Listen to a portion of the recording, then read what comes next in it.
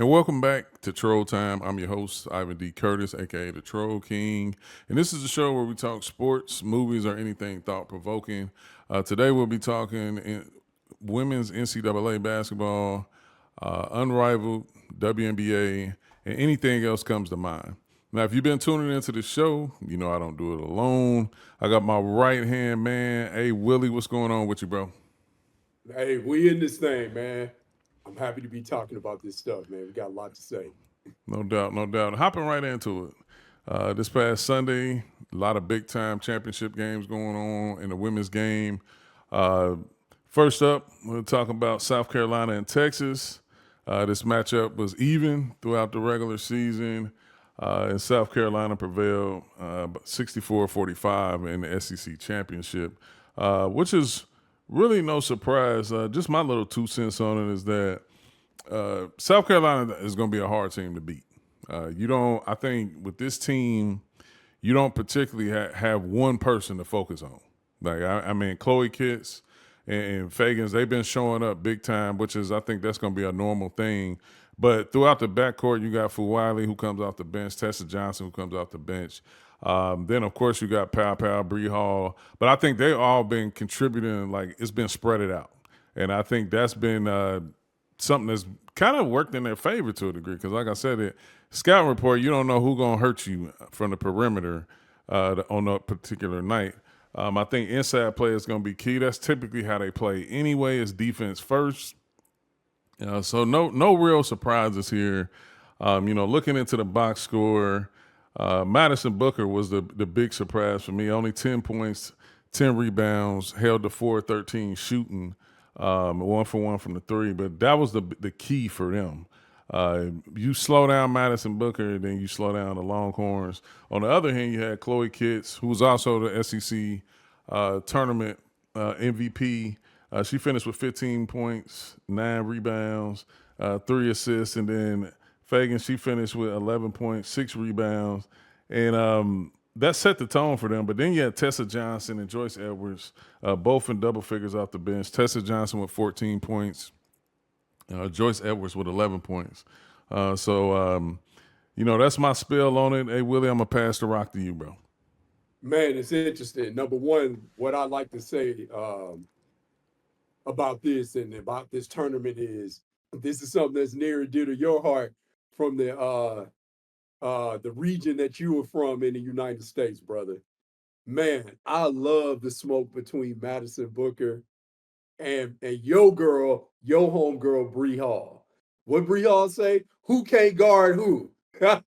Like, man, that smoke is great because remember that first game, Bree Hall, they led by Bree Hall. South Carolina did a great job of making it tough on Madison Booker. I mean, they really shut her down in that first game. The second game, Madison Booker had a better game, and she was running down the floor saying, she can't guard me. So now we get to the SEC tournament championship game, and we saw that smoke. Bree Hall wanted all that smoke. So I love to see it. The other thing that's great to see it as well, and this is what we're missing when we look on the men's game. We're missing this because these teams have, the players have stayed in school for more than 1 year. There is a level of familiarity amongst these players, and it builds a healthy rivalry. So I love to see it. And who says that they don't care? And so that was one thing that I really like to see. The other thing that's going on with South Carolina as well is we are starting to see the maturation process of Malaysia for Wiley, and we talked about her a lot offline as well as online as a guard in terms of how does Dawn Staley keep that creativity that for Wiley displays all the time on the floor, while also too coaching her to make those simple plays that you need to make when you play point guard as well. You can't leave those singles and doubles on the floor in terms of always trying to hit a home run. So I think for Wiley is starting to figure that out. And I also think Coach Staley is also figuring that out.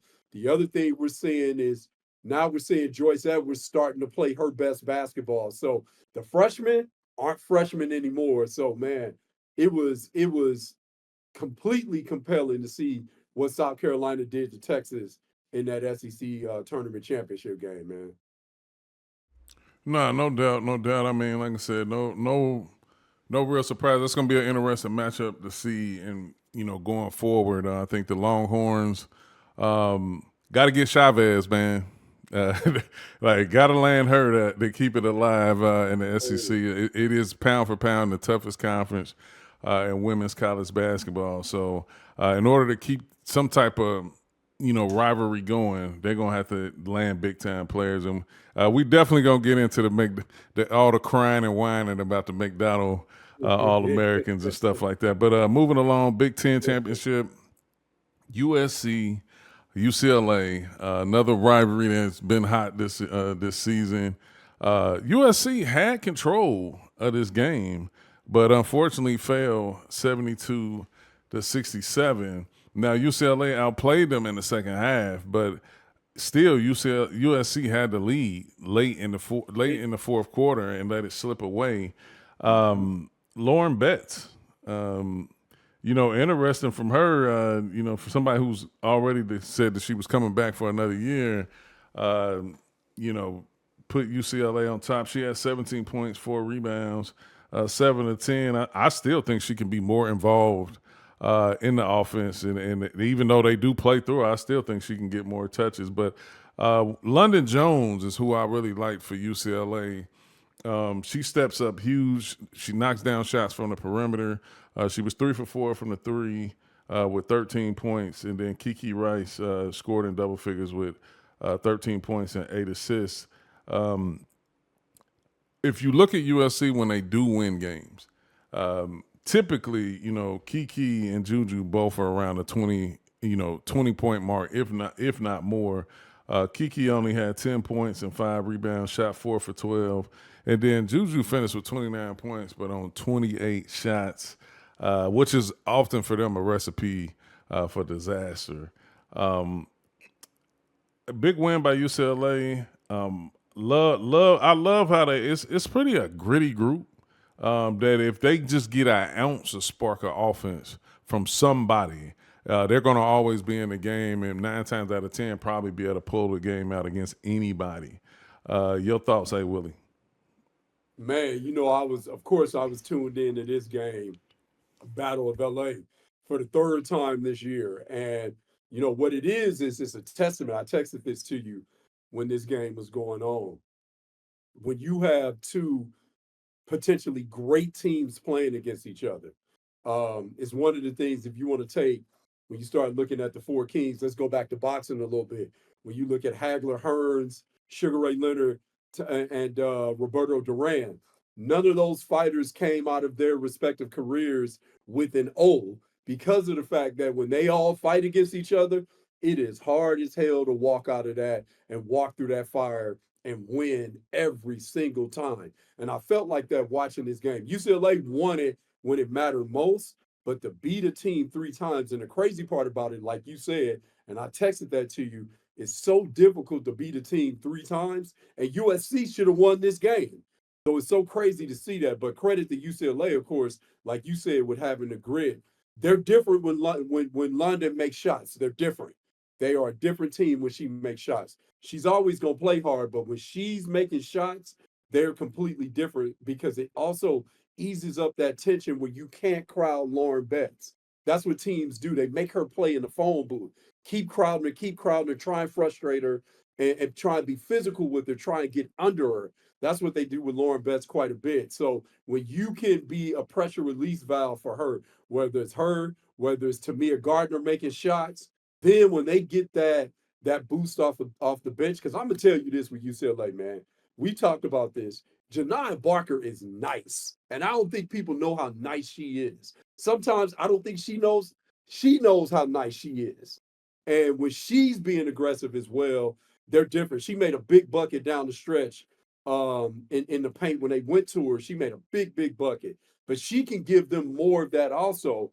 They have more than Lauren Betts. So man, this is going to be crazy. And I can't wait to see the seedings because I think UCLA is going to get the number 1 overall seed by winning that, even though USC beat them twice. So this is going to be very, very interesting, man. I cannot wait for the tournament. But the game was compelling. Man, we got NIL. I want to say this. We got NIL. We have all of these players being able to take advantage of uh, basically gaining residuals from their respective name, image, and likeness while they're playing in college. And people always say, "Oh man, money corrupts the game. People don't play. That they don't care." Look at these two conference championship games that we talked about. Again, for teams that their seeding in the NCAA tournament for the most part is determined. Maybe UCLA and USC were playing for the number one overall seed, but they're going to be number one seeds regardless. And you ask me if they care. And that's the crazy part about it, man. Even with all these players having the opportunity to for branding, and you get all these people, especially people screaming at the clouds, "Oh man, money is in here. The players don't care." Watch these games, and you tell me if they care or not. So, really compelling. Can't wait to see the seedings, man, next week. So we get this tournament off. Yeah, and Selection Sunday, we'll probably be covering that the day after, Absolutely. or if not afterwards. I mean, but it's definitely going to be interesting. And I'm probably against A. Willie a little bit. I think South Carolina should get the number one overall seed just due to strength of schedule. Um, and pound for pound, like I made the post about Don, like they don't duck any smoke. Like they No. willing to play anywhere, anytime. I think that has to account for something. Moving to the Big East tournament, not a lot to talk about here. I mean, and this is no disrespect to UConn, but the Big We East. do got something to talk about. What page say?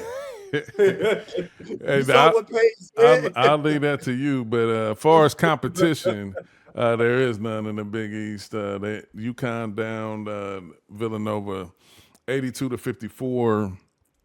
Paige Becker led all scorers with 23 points on 10 of 17 shooting, 2 for the 4 from the 3 with 6 assists. Sarah Strong, man, 20 points, 16 rebounds, 8 for 14. She is going to be somebody that we're going to be talking about for a long time, like because she can do it all, and I think she's on. It's only up for her. I mean, that's saying a lot from considering where she is right now. But Az Fudd, 14 points, 2 for 5 from the 3, 4 rebounds. Another dub for UConn, man. They're 30-3 right now. Definitely, I feel like I probably grab another one of those 1 seeds. We'll get to that later. But hey, Willie, just your thoughts on UConn and their dominance in the Big East. And it's funny too because they are playing teams that are ranked. So it's not that they're playing bad teams; it's that they make them look. What Roy Jones say, and they try to say, "I ain't fight nobody. I just make them look like nobody." Y'all must have forgotten.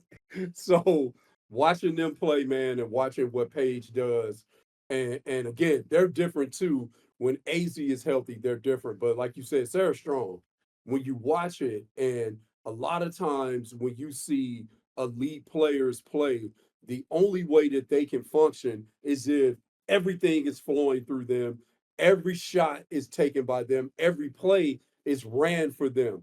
Man, and watching Sarah Strong, it's crazy watching her because she is an elite player. She, like you said, we're gonna be talking about her for a long time. She will be a franchise player in the WNBA, but she also plays in a seamless way where she can blend with other great players. And you don't necessarily have to worry about fit with her as we worry about with a lot of players because, you see them, they're great in their own right. But the only way that they can play is in this heliocentric way where everything is about them. And Sarah Strong does not play like that at all, man. So when you're a scout and you are putting a team together, that type of player is really, really, really interesting.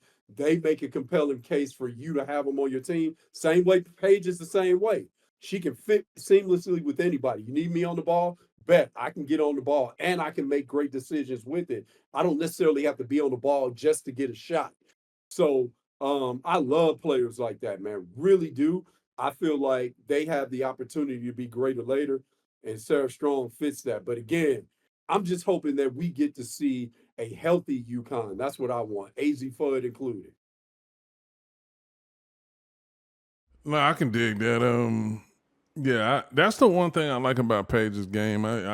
Miss efficiency, man. And then I seen other people listing her as a point guard going into the draft. I don't really consider her a point guard. Is she capable of running the show when necessary? Yes, but if I like her scoring the ball. Like I like her being in position to score, and then through that she can create passing lanes and different things Yep. like that. But I wouldn't consider her a point guard. Yeah, Uh, she's just a guard, man. I agree. I agree. When you just say, okay, this is what you do, make the decisions and make sure that everybody else gets going, you take away from what she is. I agree with that. I Now, agree with that. a team that's on fire going into the NCAA tournament, uh, Duke, the Man, Kara Lawson has them playing lights out. Couldn't pick a more perfect time to get hot. Um, if you haven't been watching, you probably think it was upsets or a surprise. Statistically, it would be considered an upset, but Duke has the tools they to do. play with anybody. Um, They do. and knocking off Notre Dame and then knocking off NC State for the ACC tournament championship was it was spectacular to watch because they took over the NC State game in the championship. And ultimately, they end up going on to win 76 to 62. But just in fashion of watching the game, like a lot of these games, man, it looked like one team was in control, and then boom, all of a sudden you look up, and this was another game where the team that won took over in the second half. Right. Ultimately, they led. They NC State only scored 10 points in the third and 16 in the fourth. Um, it was a masterclass by Duke. They play gritty, but they also got capable scorers and Reagan Richardson, she struggled in that game shooting the ball, but still they play defense. Like their scorers play defense, and that's Yep. a huge key. One of the big players for them, Oluchi Okinawa, she 22 points and 10 rebounds off the Love bench. her. And she Love her. knocked down the three. Now the one thing about her is she plays defense. Like Mhm. the strongest Oh, attribute of her game is defense. And I think it's funny how we hearing Kenny Brooks and all these other coaches talk about how South Carolina has these McDonald All Americans on the bench and different things like that. Now, two of their best players come off the bench. You know, and Oluchi and Toby, who was a McDonald All American, and she didn't. She only had 6 points and 7 rebounds in that game, but she impacts the game the other ways. It's just typical Kara Lawson basketball. Like she was a yep. capable scorer, but the She the was best a part dog. about her game was playing defense. She's So a that's dog. exactly what her team looks like. Now, Yep. Ashlyn Jackson led them in scoring with 22 points and 6 rebounds, shot 3 for 7 from the three. But it's a fun team to watch because It is. they never seem like they're totally out of the game. Yep. Even when they down, double figures, like if you're not paying attention to the score, you don't know who's winning or losing. And like I said, they picked the right time to get hot. They shot 45% overall from the field, 47% from three, 85 from the line. That'll win you a lot of games. They're 26-7. Definitely, like I said, got hot at the right time. Went on to win the ACC championship. Your thoughts, Willie? Speaking of those freshmen, this is a good freshman class. And of course, we talked about Sarah Strong. We talked about Joyce Edwards. We got to talk about Fournier also for Duke because, man, you talk about being greater later. And the thing that unites them, and you touched on this. And I remember one of my coaches told me this one time. We were going through a stretch. This is when I played on a team and we weren't very good. And my coach told me, you see a lot of these faces, they will not be here next year. And I looked at him and he said to me, there will always be discrepancies in talent.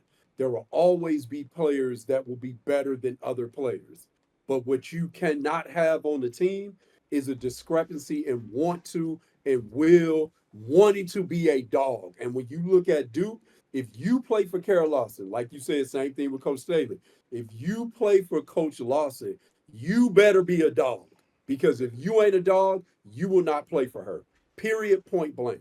So watching those teams compete, and like we said earlier when we talked about Duke, as we talked about before the conference tournament started, we talked about have defense, have will travel, right? When you guard, you can play in any setting. It doesn't matter if the crowd is for you, is against you. You generate your own energy. So the fact that they're able to do that, they are a tough matchup for anybody. And when you start looking at them in the tournament, when you, especially when you have a short amount of time to prepare for them, it's really, really hard to prepare for that type of defensive pressure that you're going to face, because it's relentless and it's the entire game. And a lot of teams don't play like that. So if you haven't seen that, it's hard for you to get ready for that. So yeah, it's really fun, like you said, watching them play. And they are another team as well that you can't really game plan for one person offensively, because they guard. So not only do they guard as a team, because you got some teams that are great team defensive teams, meaning they rotate, they're in the right spot. But when you look at them in terms of on ball, maybe they're not so great. Then you got people that are great guarding on the ball, but the team concept is kind of missing. Duke can do both. And when you are guarding on the ball, yes, that's tenacity. Yes, that's technique. But when you're guarding off the ball, that really is technique. That's focus. That is thinking it through. That's looking at what's going to happen the next play and the play after that. They are so well coached in that regard. And offensively, and that type of mentality, you have to really not care about who gets the credit. You have to be trusting of your teammates. And you see that on the offensive end as well, talking about another team that is hard to game plan for, because they don't necessarily have one main cog that everything flows through. Offensively, they play the same way, man. They don't care who gets the credit. It doesn't matter who has the big game. As long as we win and advance, that it seems like that's all that they care about. And they're peaking at the right time, man. You hit that right on the head. Yeah, that I mean that we pretty much was just covering the power conference championships. Hold on, I got a question for you. Go ahead. What you think about Notre Dame and what's going on right now, brother? You know, it's one of those things. I mean, I think a lot of times you see throughout the course of a season that good teams go through slumps. Some go through it early, some go through it late. Most Yep. people would obviously say this is the time of the year that you wouldn't want to hit one of Right. those brick walls. But the difference Right. is they still had the talent. Like I They mean, absolutely and do. that's the thing. Now, I don't think we always think about it, but over the course of time, you know, 25, 26, 7 games, some fatigue could set in. And then another thing in tournament settings, I don't think people don't always think about. It's different playing back to back to back versus having a day or so in between games and stuff like that. Now I'm not making excuses by any means, but I think if they were a team that didn't possess the talent, especially in the backcourt, I mean they literally have two players that'll be in WNBA uniforms next year. I mean, in Citron and Olivia Miles. So I mean I think they're gonna kick in at the right time. Anything is a wake up call. Um, Hidalgo has to shoot the ball better, and really and I'm saying this, I'm kind of saying this with an asterisk, but the shot selection just has to get better. It's not the shooting per se; it's just some of the shots that they take haven't been good. And then also they're a team that relies on defense, just like all the other good teams, because they use their defense to start transition, and that's when Hidalgo is at her best. So I think they'll get it going.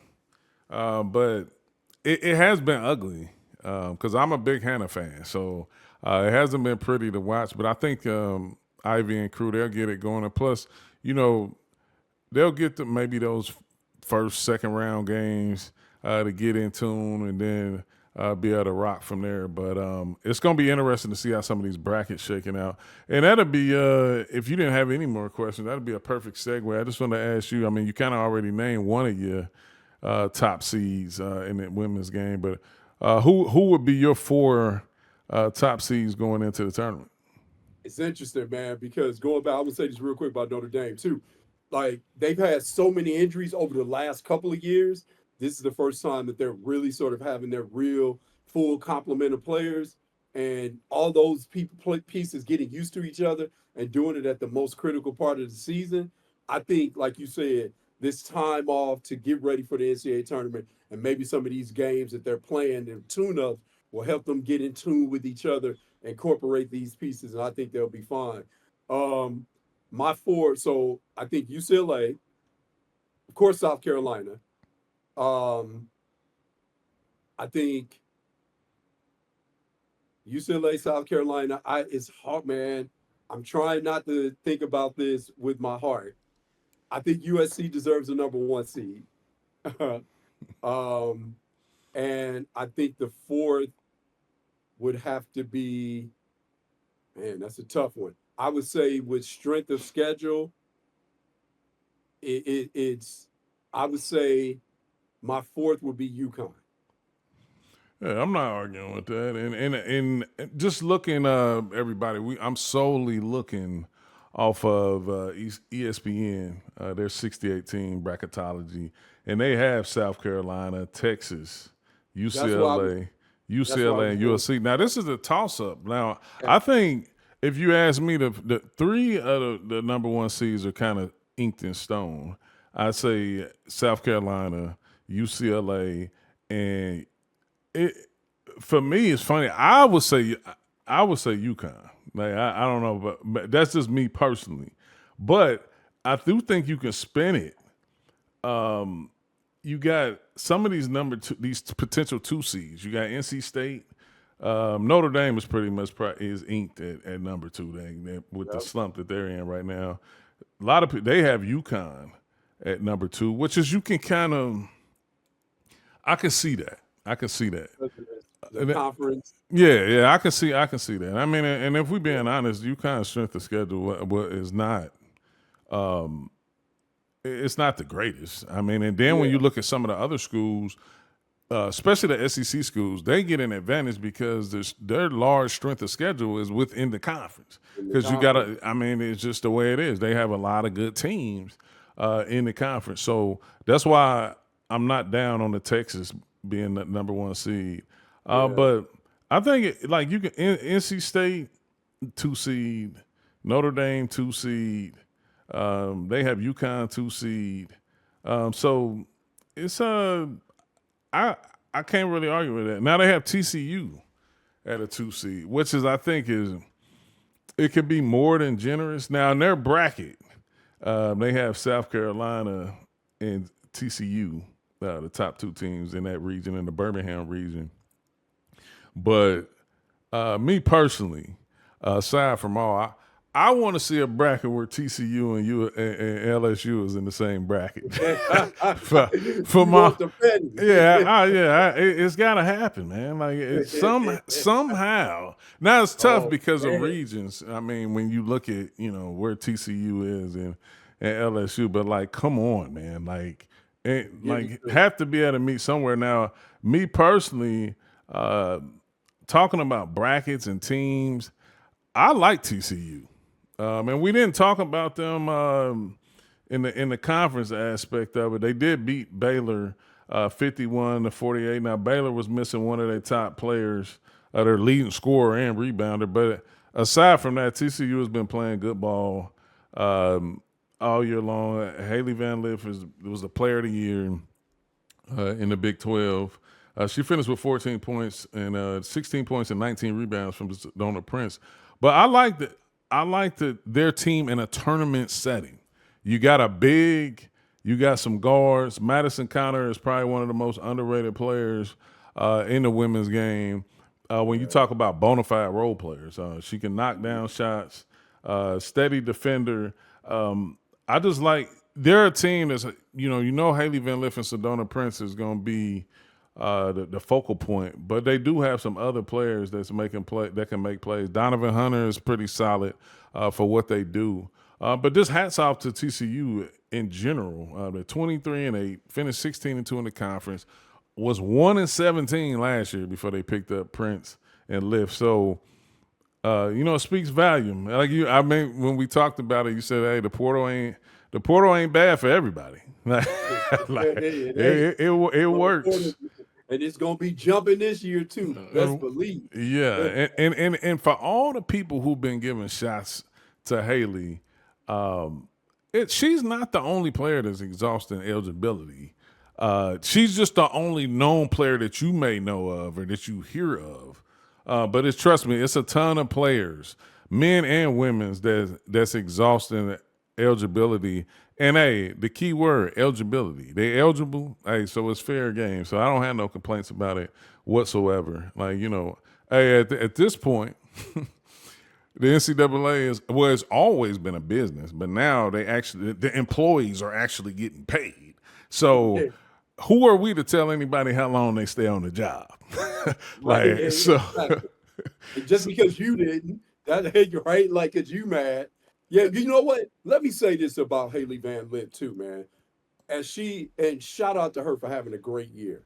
But I feel like as people have been talking about her this year, people that have been on her side and pointing out how great she's been this year at TCU, and rightfully so.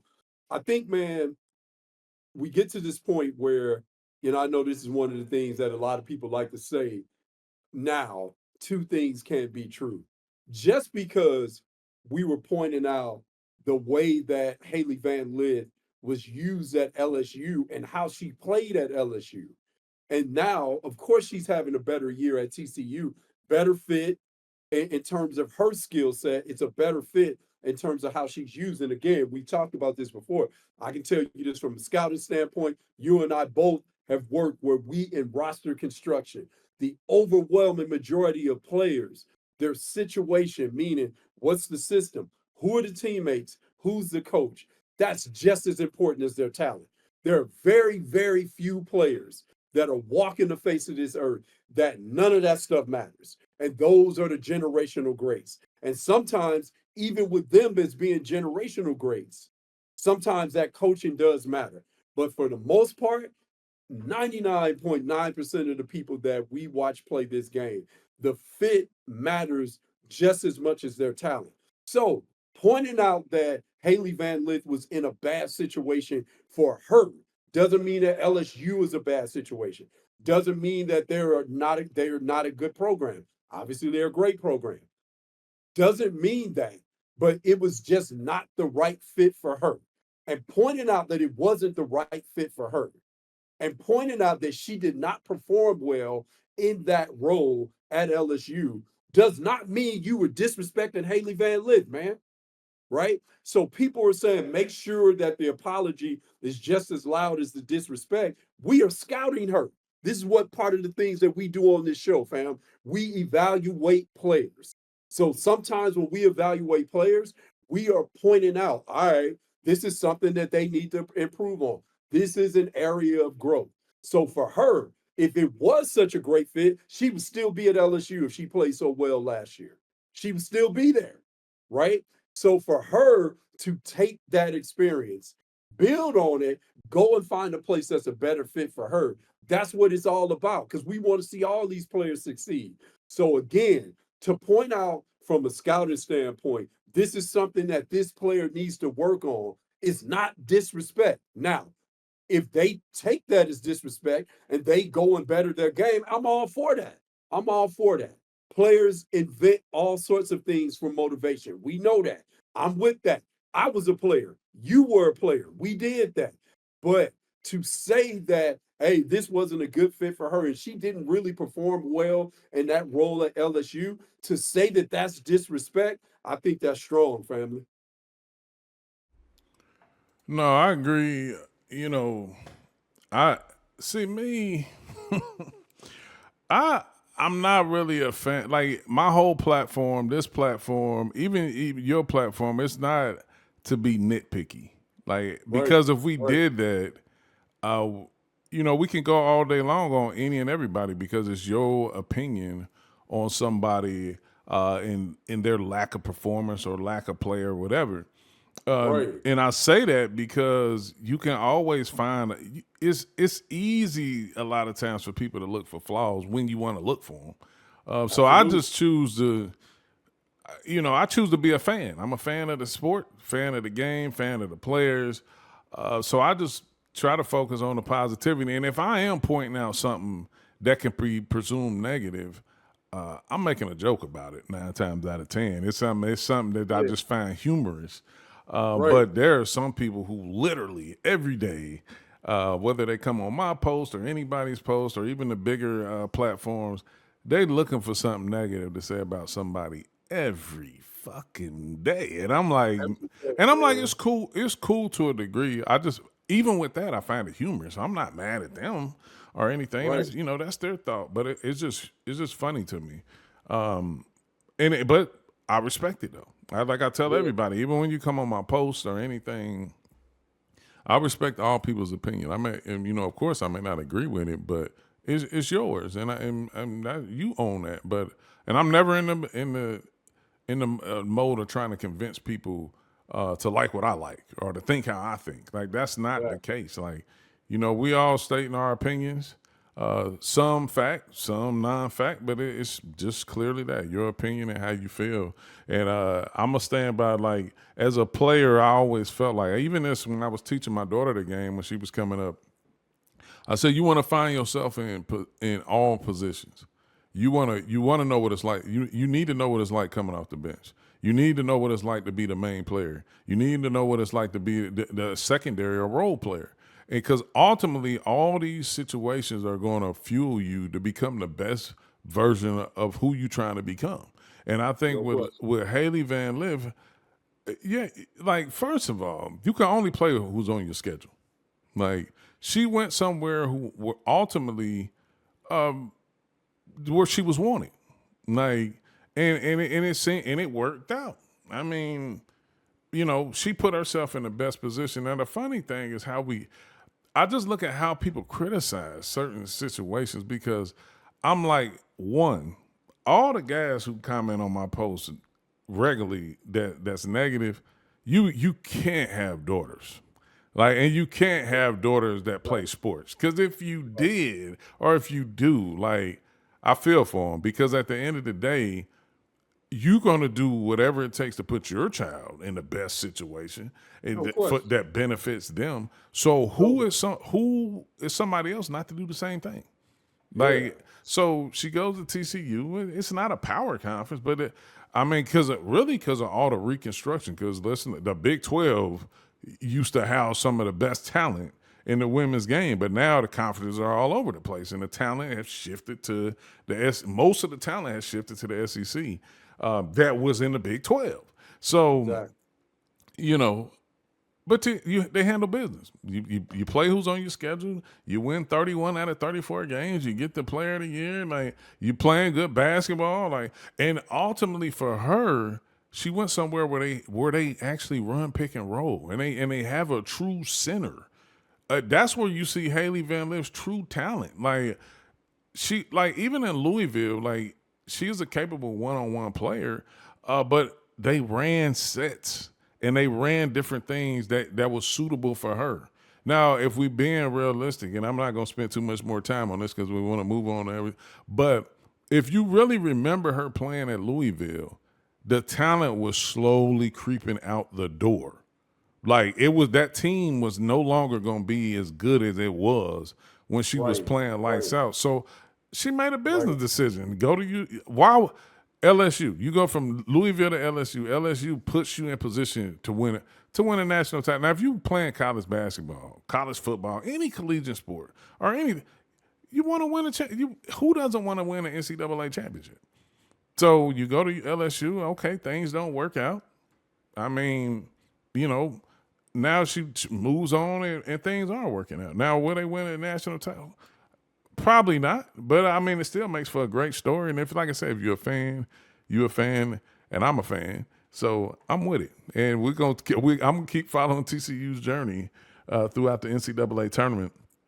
Just to wrap up the NCAA women's portion of the show, I think it was George Mason who won the A10.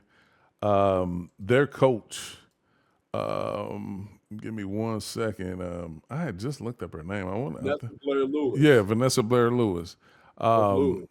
A great story to go with them winning the championship. I think her father is ill, and she had a conversation with her father, prior to the game, and they went on ahead and go win. That was his words, was her to go out there and get it done.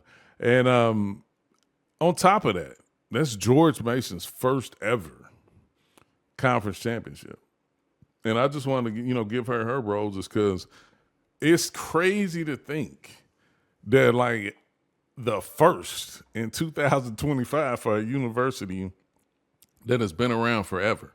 Like, and that's at any magnitude. I don't care what the conference is or anything, but being the first is a big deal. And just wanted to give a hats off to Vanessa Blair Lewis, and definitely be tracking them in the tournament. But just a great feat. I mean, being the first and doing something successful is a big deal. I'm sure you've shared experiences like that, and so have I. But just hats off to her. For sure. And I want to point this out too. That's her second time doing it, because in her previous stop at Bethune-Cookman, she took them to their first NCAA tournament as well. Right. So she has done this now twice. So shout out to Coach Lewis, man. This is an amazing accomplishment. I will be tuned in watching George Mason for sure in the tournament. Yeah, it definitely should be a bigger story. It probably will become a bigger story once the NCAA tournament starts. Moving real quick to WNBA news, just something real quick. Just two things I wanted to note. The draft. The tickets go on sale March 21st. Draft isn't until April 14th, but it's at the Shed in New York City. Gonna be real interesting as we get down to the WNBA draft. I'm definitely looking forward to this WNBA season. Not to skip past the women's tournament, because I think this is going to be probably the most interesting tournament that we've seen. Even that's saying a lot, but what we have witnessed in the last few years. But no, the WNBA draft, April 14th. The tickets for the draft go on sale March 21st. Another note that I seen, Diana Taurasi will be having a press conference. Her last words, she enters into the world of retirement. That will be on March 13th, 12:30 p.m. And I definitely will tune into that. We'll probably have a nice conversation about that. She's an interesting character that go along with her talents. So it's definitely going to be intriguing to see what somebody like that, who's arguably been one of the best players since we've been watching her on the screen, to see what she has to say overall about her career and different things like that. So I'll be tuning in, and you can find that on YouTube.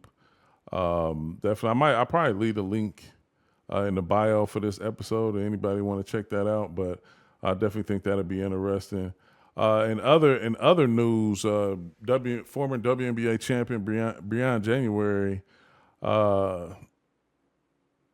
she is a rising star coach within the Motor City Cruise, which is the NBA G League.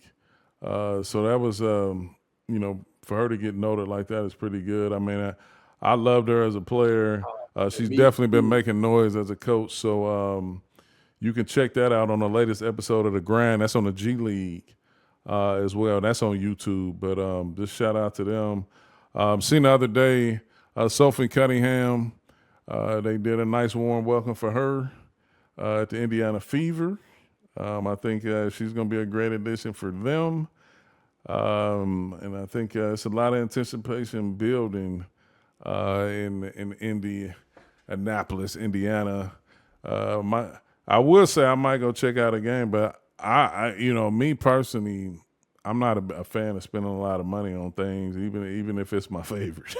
if I can watch it on TV or watch it at home for for semi-free, because I do that. But it's an interesting team they building. We'll talk more and more about that as the WNBA season arrives. But Sophie anything you was got? in the house for Tyrese Halliburton's buzzer beater last night. Yeah, She and was I in the house for that. Yeah. yeah, definitely. It was crazy because I was watching that game a little bit, and then I clicked off of it. One of my partners told me wanted me to turn to the game because he was checking on his parlay, and Tyrese kind of messed that up. But but yeah, gonna be interesting to see. Now, clicking over to Unrivaled.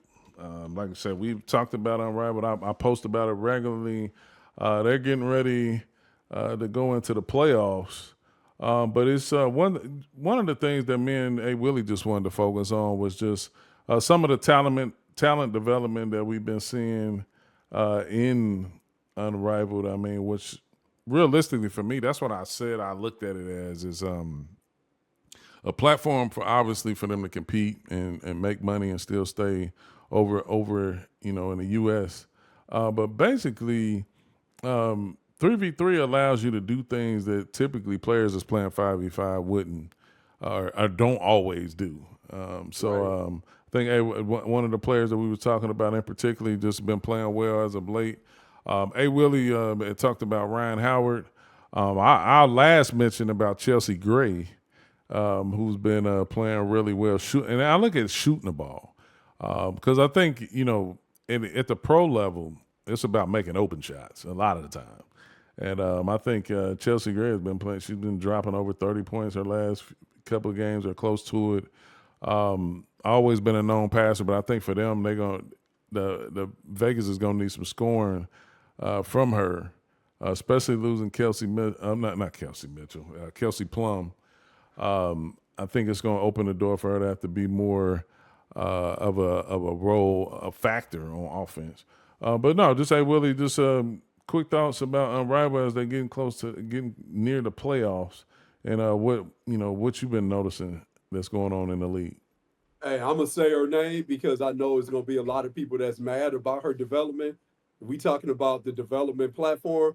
Can't talk about Unrivaled, the development platform, and not talk about Angel Reese. Can't talk about it. We've seen her make pull-up jumpers. We've seen her make threes. We've seen her finish with both hands around the basket. We've also seen the great shout out to my city, Los Angeles, California. We've seen the great Lisa Leslie working with Angel Reese also. Let me say this, man. This is going to sound very partial, not trying to be partial to the Sparks players. Ray Burrell is really, really showing out in Unrivaled and really showing that there is another jump in her game as one of those rangy players that we talked about in the mold of that Ryan Howard type that can play on the wing, handle the ball, create, score, defend, do all of that. That is a very, very and do it and have a level of size too. Like that type of player is very, very, very valuable in the W. And she is really trending toward playing her best basketball and taking another step. So shout out to her too, man. One of your favorites. She's one of my favorites too, but we talk about her a lot offline, and you mention her a lot. Shakira Austin, and she's mentioned that one time. Her and Angel got feisty under the rim. Angel threw her down. And then she hopped on X, Shakira, and said, you know what? I'm so proud of myself because in the past, that type of fall, I would have been injured and I would have been out for an extended amount of time. I'm paraphrasing, but that's what she was saying. And the fact that not only are we seeing that jump in from her from a confidence and a skill standpoint, also physically too for her as well to handle that is great, man. And then I'll say this too. In this 3-on-3 setting, is less to pay attention to when you have 6 players on the floor versus 10. You and I know as scouts, as people that love this game, we pay attention to everything. But man, when it is 6 players on the floor, not only can you see the development of individual players because of the fact that the court is so spread, you hear things, you see the drama. Man, if people ever, because she looks like a human baby doll, people forget how Nafisa Collier is on the floor. She hit a bucket. Hey, remember when she was yelling at Angel Reese? Yeah. Man, to see that because it's less bodies on the floor, there are less things going on. It's in a more intimate setting. We can see all of that, man. So I love it, man. This is great to see these players in a bunch of different lights. And then, of course, I would be remiss in my responsibilities if I didn't mention how great the Unrivaled tunnel has been this year, man. It's great watching these women walk and making their fashion statements. I'm sure you're not the only one. Now, getting into it, the playoffs. Now, the playoffs consist of the top 4 teams in the league. The semifinals and the championship will be single elimination, which is, man, it's about to get real gritty. Oh, I yes, see. sir. I am a big. I see me. If I wish everything was single elimination. Now, from a competition and fan standpoint, now I'm no dummy. You don't make money off one game. So like No, you you make don't. money off series. So like I get it. But at the end of the day, for competition purposes and fan purposes, you get to see everything you want to see when teams are fighting in position for single elimination games. Now, the semifinals we got the Laces at the Rose, and then on the other side we got the Vinyl and the Lunar Owls. Now that you can find that Sunday, March 16th. 7:30 p.m. Like I said, you got the Laces in the Rose at 7:30, and then at 8:30 p.m. you got Team Vinyl and the Lunar Owls, and then the championship will be played March 17th at 7:30 p.m. Real quick, hey Willie, who you got? I'm gonna say for me, because I'm sure everybody wants to see it. Now, will it happen? Who knows? But I'm taking Team Rose, and then I'm going to take, of course, the Lunar Owls. That's what I want to see. That's what I want to see right there. You Right. just said. Now, so I think this really the cap this show off, man. I think we got to everything we really wanted to get to. From your end, hey Willie, got anything you want to get off your chest or any parting words? Man, you know I gotta have something that I gotta get off my chest. Look, as it relates to these 3 women, I'm a slat. I'm a sucker for love ass trick. Bianca Belair, Naomi, Jade Cargill, the big 3 in WWE. Y'all know I love the WWE, but I'm a slat as it relates to those 3 women. And guess what? They are beefing. Man, we only got a couple months of the big 3 with them together, where I was all in my feelings. Now, man, they beefing, they fighting. Man, I'm like Magic Johnson was when he was talking to Isaiah Thomas, man. I'm like, whenever they tweet something out and they beefing, they cussing, they doing all of it. It is Academy Award worthy acting as it relates to the WWE, what's going on. And I'm here for all of it, watching these women elevate this platform. But man, I'm just like Magic was when he was talking to Isaiah in the sit down.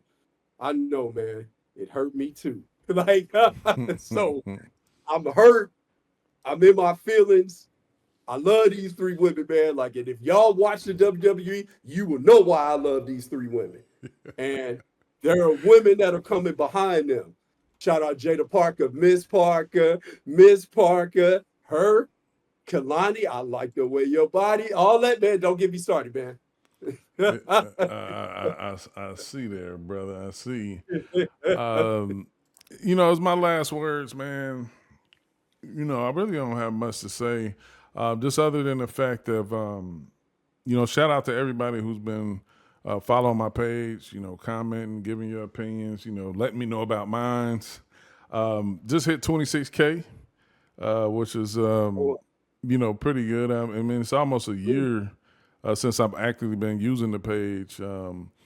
And I think around the time where I really got active, I only had like 5,000 followers, and gaining this massive amount over this short period of time is, it's been a credible feat, especially when I'm just doing what Zuck asked. I'm just telling what's on my mind, and that's all. That's all I'm doing every day. not for attention, not for anything like that. I mean, because realistically, if anybody got to know me as a person, I mean, it's really who I am. Like I'm not being any type of character. I like the persona Troll King because my trolling is just about laughing and joking and just finding the humor in any and everything, and that's what I'm gonna continue to do. But just tap in with the show. If you got anything insightful that you want us to talk about or anything like that, just post your comments up under the threads that I make for the links to the episode. We're going to continue to keep talking about sports or anything interesting. I think I'm going to do a better job of creating more content around individually, talking about movies and different things because, I'm like an onion. I mean, it's more to me than just sports. I'm a movie junkie. I'm a TV series junkie. And I play video games heavy. So a lot to talk about, a lot to look forward to in the future. But shout out to 26K. And remember, if you don't remember anything else, I'm here to laugh, show love, promote, talk sports, movies, joke, and troll. Catch us on the next episode.